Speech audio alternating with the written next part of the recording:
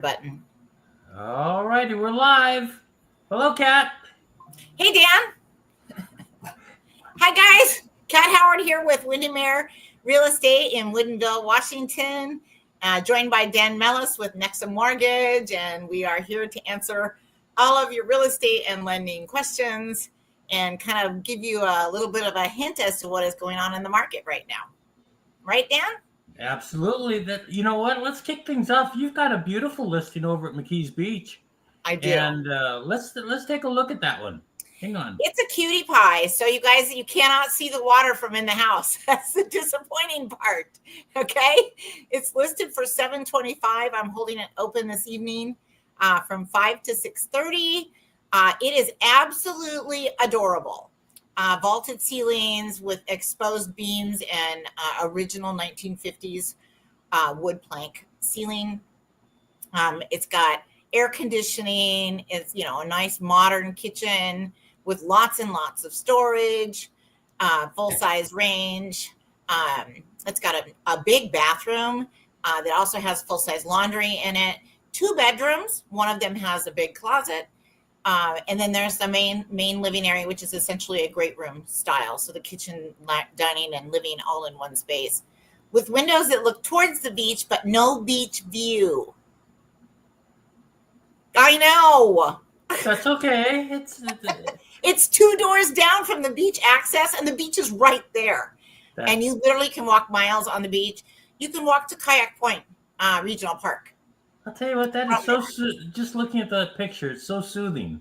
It's so nice. I've been on that beach. It's amazing. It goes on and on and on. It is absolutely beautiful. So between 5 and 6:30, I'm going to be there. 14207 Evergreen Way.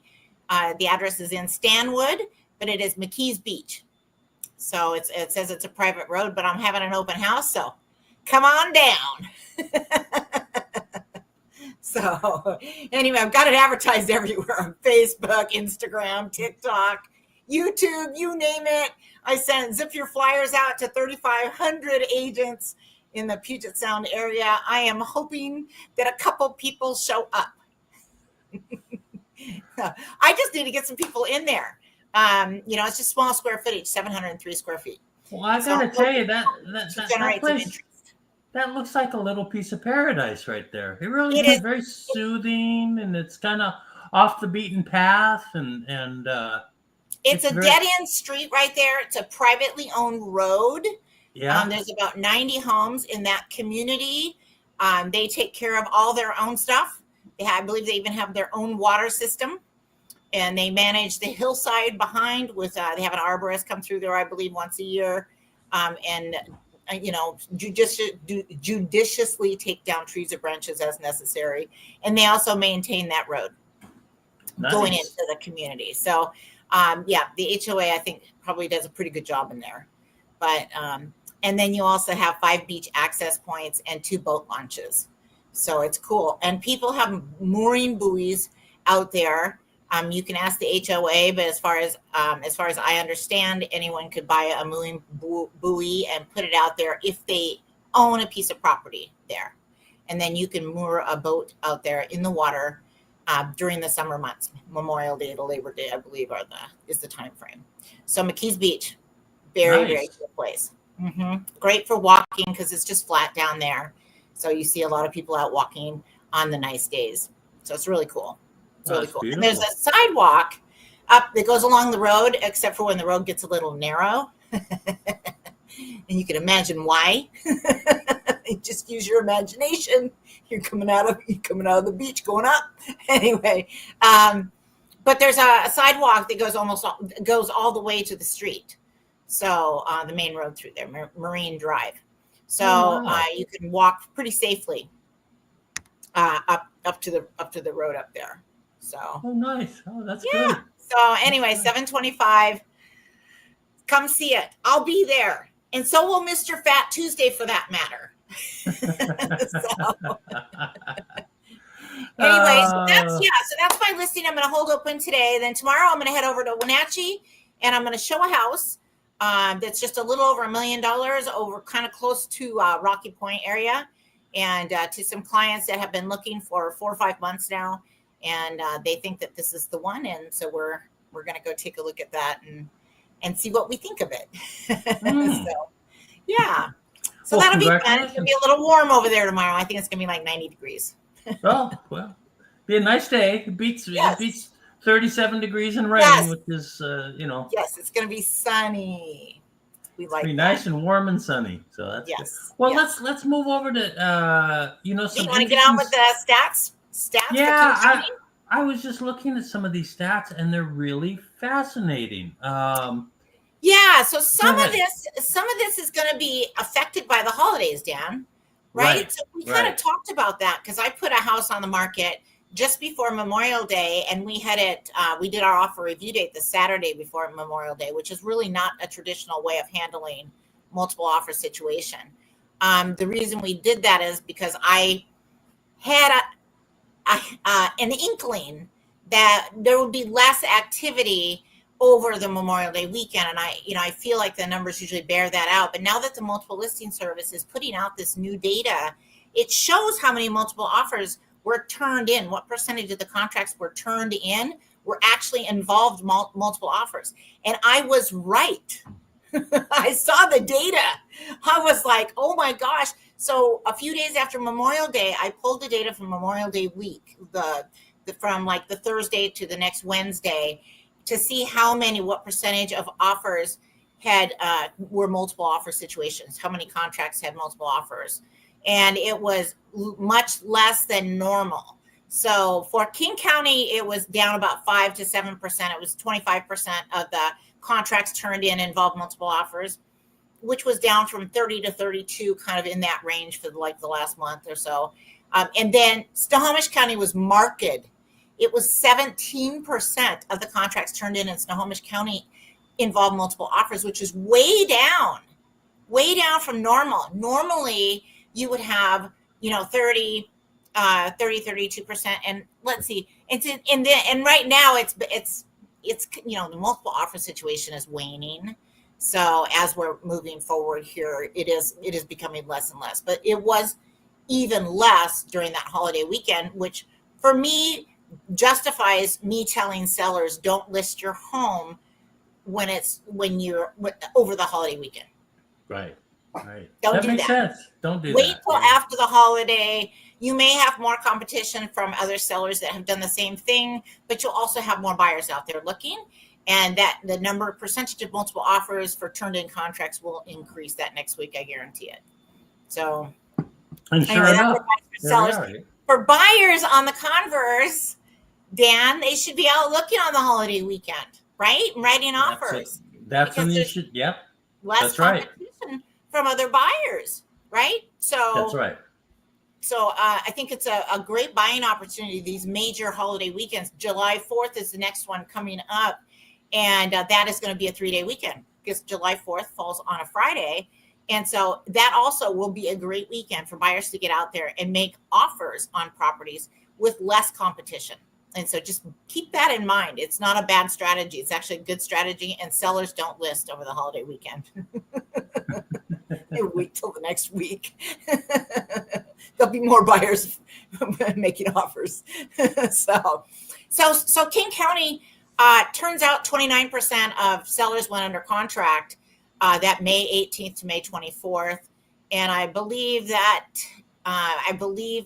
the holiday was on the 25th, right, Dan? I think it was that next Monday. And so this data does include part of that holiday weekend. And so 29% getting under contract in the first 7 days is weak for King County. Right. Really weak. And so that does show you also, that just backs up again what I just said. So normally we're seeing King County usually in the 30 to 40 percentile, 40 something percentile to get under contract in that first week. And we were down 29%, third week of May. And 46% still getting under contract within the first 2 weeks. And that number's been fairly consistent for the past month or so. 20%, this is interesting too, 20% of the sellers received 5% or more over list price. So when you think about it, that in terms of what the prices are in King County, that's $50,000 or more on a home that's worth $1 million. So that is a significant amount of money. That's not just helping cover closing costs. So that's looks like more than one offer on the table there. So, but they're getting it. So 20% of the sellers are getting quite a bit over asking. And for this particular week, which was just last week, 29% of the homes were pending with multiple offers. Again, that's for the most recent week. So that was literally last week. Gotcha. And then King County is sitting at 1.6 months supply of inventory, and that's fluctuating slightly, 1.6, 1.7. So it's kind of maintaining a bit of stability there for the moment. So we'll see, because the actual number of homes on the market are going up. So we'll see how that. Well, I'm looking over here at Snohomish, and I guess we can kind of transition to Snohomish, but the numbers are pretty darn close. Yeah, so Snohomish County for that same week, which was the beginning of the Memorial Day weekend, the tail end of that week, only 31% of sellers that listed that week got under contract in the first 7 days. And, you know, for a seller, when you normally the numbers are closer to 40, 45%, that's a bad, 31's a bad number. It cuts your odds. So as a seller, you just don't take that risk. I had a seller that's going out of the country Saturday, so that's tomorrow, and we had to get them under contract. We needed to get that house under contract, and so we went on the Tuesday before Memorial Day, and we did an offer review for that Saturday. We didn't really want to risk being on over the weekend. We did end up with a really good turnout. We also priced accordingly, and I think we got over where we did really well. So I'll let you guys know what that was later, but they were listed at 115 in Lake Forest Park. But yeah, and so just like King County, 46% of sellers got under contract within the first 2 weeks on the market, and that's maintained pretty consistently. In Snohomish County, a few less sellers received 5% or more over asking price. It was 15% of them got 5% or more. So sellers in Snohomish County are getting a little less over asking price than sellers in King County, and that's been consistent. 26% of sellers last week got more than one offer on contracts that were turned in last week. So a quarter of the sellers are receiving multiple offers on homes that actually got under contract. So you got a 3 out of 4 chance, you guys, when you go out there and make an offer on a house, that you're not competing. It's really pretty good buyer's market. I mean, it's a good market for buyers. It's not a buyer's market. Let's be clear about that. It's still a seller's market, but it's becoming more buyer friendly. And Snohomish County right around 1.4 months supply of inventory. They're still less than King County. So interesting though. And then we look at the Pierce County stats were pretty interesting too. And they seem to be just a little bit more steady Eddie than Snohomish and Kintzer and King. You know, the lesser populous counties are less impacted by holiday data, right? It seems to me they don't have as much fluctuations in their marketplace. Like 33% of homes went under contract within the first 7 days in Pierce County, and that was for May 18th to May 24th. You know, I don't think that number's down very much from their norm. And so I think they're just less impacted. Now, Kitsap is the same way. It's less impacted by holiday type data. You get to the metropolitan areas, it's much more heavily impacted by the holidays. 37% of sellers in Pierce County went under contract within the first 2 weeks. So in this case, that was May 4th to May 17th. So runs a little bit lighter than King County and Snohomish County for an active market. But 8% of sellers receive 5% or more over list. So they still have quite a few competitions going in Pierce County. As a matter of fact, 31% of contracts turned in last week involved multiple offers. Yeah. So that, you see that number that only 8% are getting 5% or more over asking price, but they still have multiple offers. They're just not going as high. Right. So a good percentage, 1/3 of sellers down there getting having multiple offers, and then 1.6 months supply of inventory, and they're neck and neck with King County on the month supply of inventory. And normally, you guys, Pierce County is higher MSI than King County. So some things going on there. Pierce County is getting more attractive, it seems like, and King County is obviously quite expensive. So that could be playing into where the money's going right now, and why the market is the way it is. Yeah. So what do you got, Dan? Well, real quick, I'm just going to take about 2 minutes and go through today's jobs report because it was really interesting. Okay. And basically, they added 139,000 jobs today, and it was more than was expected. But then when you look under the hood, you could see that there have been a lot of downward revisions in the last. Gosh, it really goes back several in the last year, all of last year, the downward revisions. And so it's calling into question the data, quite honestly, because if you look at the downward revisions and the BLS, the jobs report's broken into two sections: the employment and the employer section, where they get the employers provide the information to the BLS, and then you have the household survey, and it's a tale of two different stories, so to speak, because while you had a positive 139,000, despite all the question marks that go into it, still the headline number 130 plus 139. You go over to the household survey, and I don't know if you could see it, but it was down 625,000. And we lost 623,000 full-time jobs. So that's not a very positive report, but the markets took it as being positive. Interest rates are higher. So we'll see how long that sticks. And you can see the revisions over the course of the last year and a half. And you can see that almost all of the revisions, just about all of them, have been significantly lower. So it's just a very interesting time. And I just thought I would mention it. But the markets did react. We had higher interest rates because of today's report, stronger than expected. So we'll see how long those higher rates last. So anyway, interest rates went up today, is what you're saying.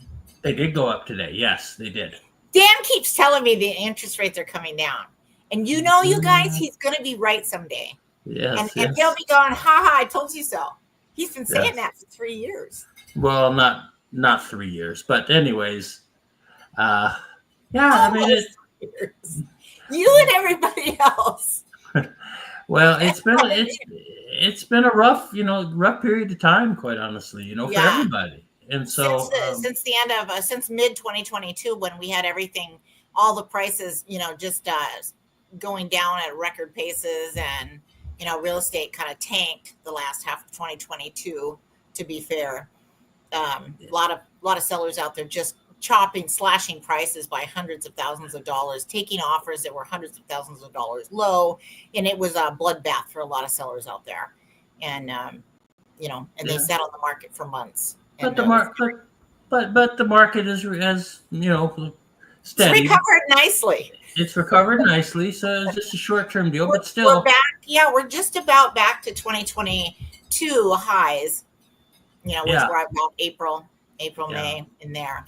So so the as much as we want to think that the real estate market is going to go down at some point, and it will eventually at some point, and we'll see another dip.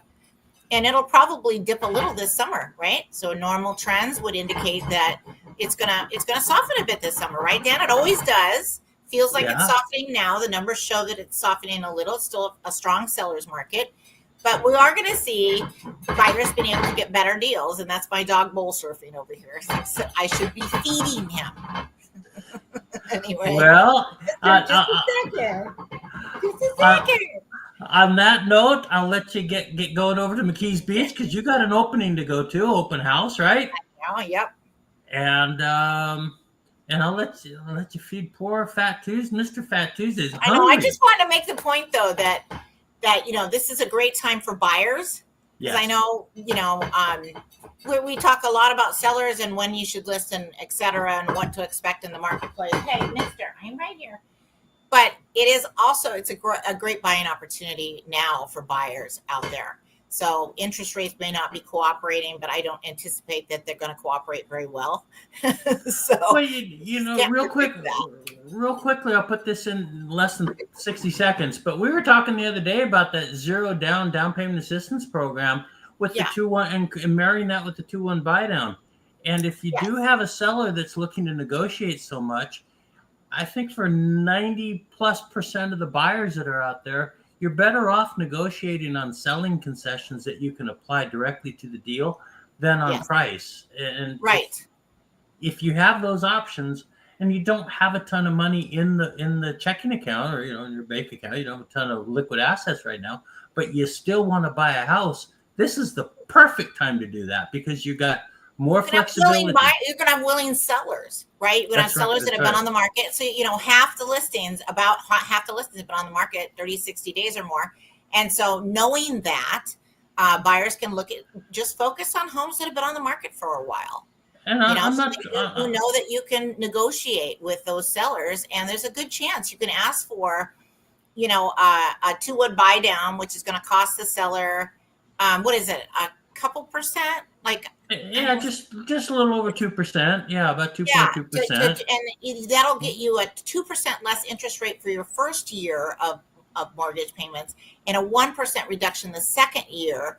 And so, on a we were running a number on a $450,000 house the other day, and you save about $800 a month on the first year's payment, and then about about $500 a month on the second year.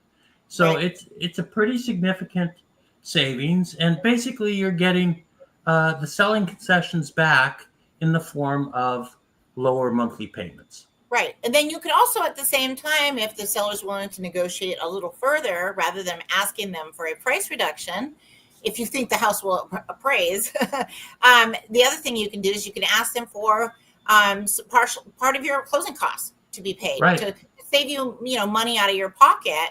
And if you want to go one step further, you can check into the assistance for down payments, the programs for down payment assistance. To help you with the down payment. Now, those are usually going to be more expensive loans, so they're going to be the higher interest rates. But again, you're going to ask the seller for a 2-1 buy down, ideally, and they'll hopefully pay for that. So hopefully at some point, your job will allow that you can refinance out of that loan at some point. But it's a great way to get into a house if you don't have a lot of cash.